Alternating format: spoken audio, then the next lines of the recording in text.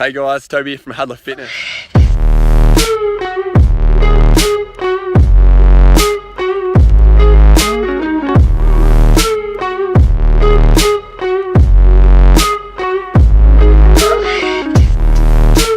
Out here in the lowlands of the Blue Mountains, and I thought I'd just cover off on supersets, an awesome topic that I've been reading a lot about, and there's just been a recent pop-up of some new literature in regards to different types of supersets and how you can integrate them into your training to get I'd say more optimal or better results. So I'm just going to cover off on those, and then my recommendations as a trainer and what I think is probably the best to utilize them and kind of manage fatigue, specifically central nervous fatigue. So I hope you guys enjoy the video. If you have any questions or anything, leave them below.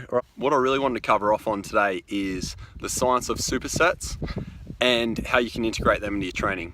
All right, so with supersets, there's grouped supersets, which is this.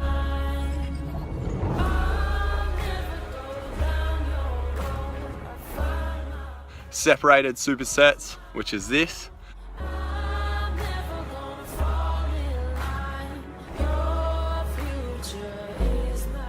And then drop supersets, which is this. Is not mine. I'll never go down your road. I find my way on my own. I'll never follow your path.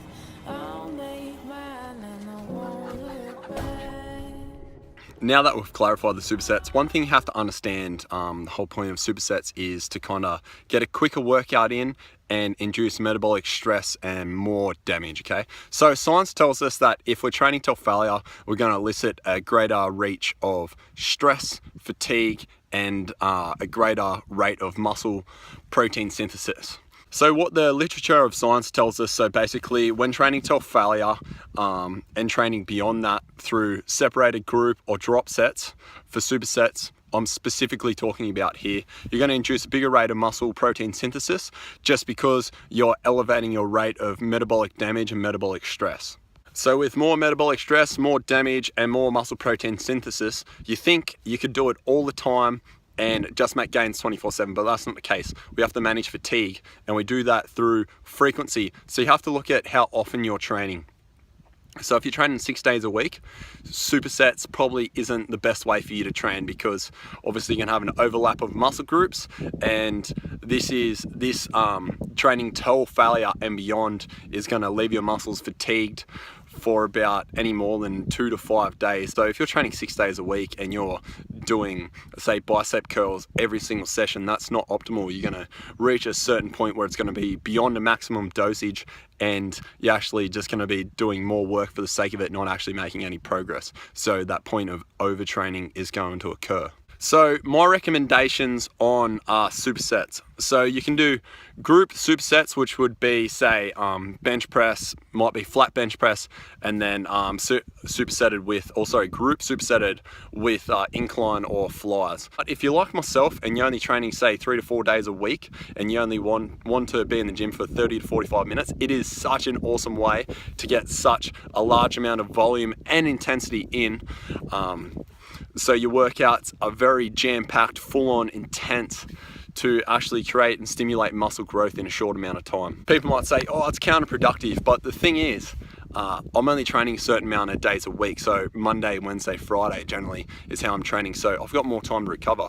So I've got less time in the gym, so therefore I can do more work in the gym. So for someone training less, they're perfect. So you can do the supersetted, you can do group supersets, which would be, as I said, might be bench followed by flyers, or you can do the separated supersets, which might be, you might do bench press and then maybe do superset it with lunges, or you can do a drop set on your third and last set. So you might be doing bench, you might go 100 kilos, 100 kilos, 100 kilos, and then drop down to maybe 60 or 50 kilos and go to absolute failure. So this is going to elicit massive growth, a massive rate of muscle protein synthesis, as shown in this study here.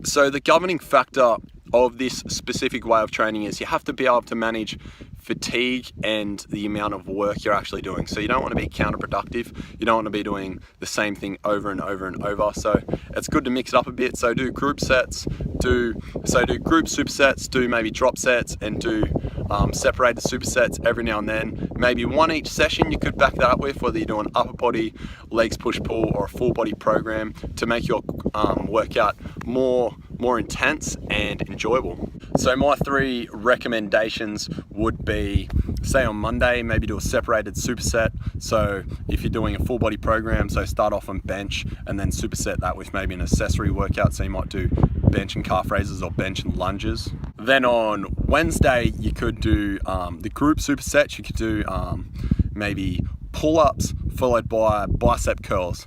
Obviously doing pull-ups is not directly going to hit the bicep head, but the bicep is a secondary muscle to pull-ups, if not one of the main primary muscles. So you're going to be doing a little bit of extra work on that, but the first exercise isn't going to be directly driven towards actually recruiting that muscle to maximum recruitment. So doing a little bit extra, quicker workout makes it more intense and more enjoyable. Then drop sets, you can find if you are plateauing on your 3rd set, you can say you're stuck on 100, do 100, 100, 100 for your 3 working sets. Then on the last set, have like take 2 20s off, go to 60 and just do as many reps you can until fail again. So on that 3rd set, go to fail, pull the plates off, hop back on it straight away, roughly about 15 to 20 seconds straight after you pull those plates off, and then get back under and go till fail.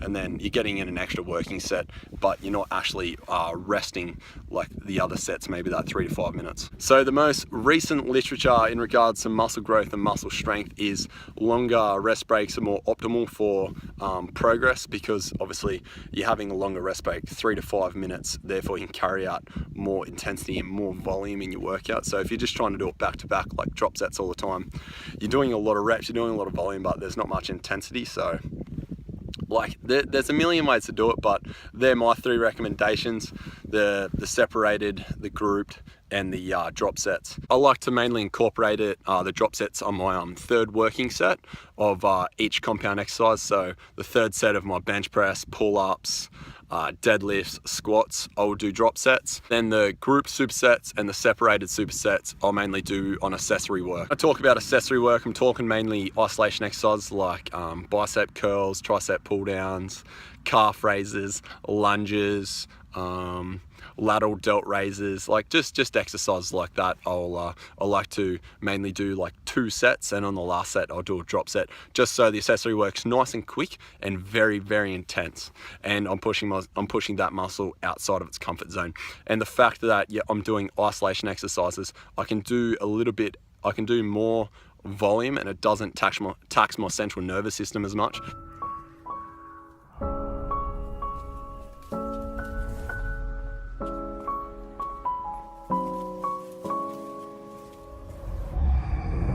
So doing the isolation work till fail with drop sets is really good, but it's the fatigue level is on a whole different level when you compare central nervous fatigue to, say, doing a drop set on deadlift. So say deadlift, you did 3 working sets of 5 reps, and then on the last set you went from, say, a sumo lift to conventional and dropped the weight by 50%. So say you went from 100 kilos to 50 kilos straight away and tried to go till fail on that. It's going to be very, very taxing on your body, and to back that up is going to be very hard. So it's not as taxing when you're doing isolation exercises or machine exercises, so you can incorporate it there. So like there's a million ways to do it. I just wanted to highlight the fact that there is different ways of training, and like there's a lot of bros out there that incorporate into the bro workouts. It is a very, very good method to make your workouts very short and intense and get in that extra volume.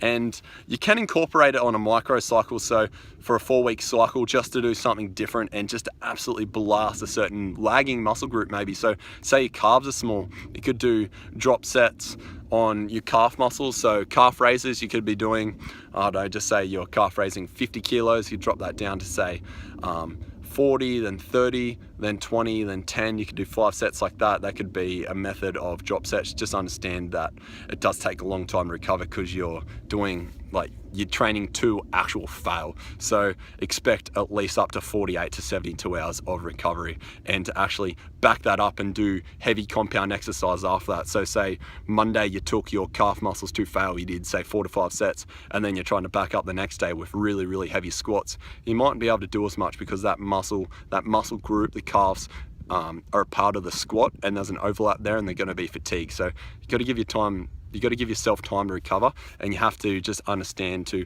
back off and auto-regulate your workouts, but don't be scared to push yourself outside your comfort zone. If you have any comments or anything like that, leave them below. So like, subscribe, comment as always, and I'll catch you in the next vid.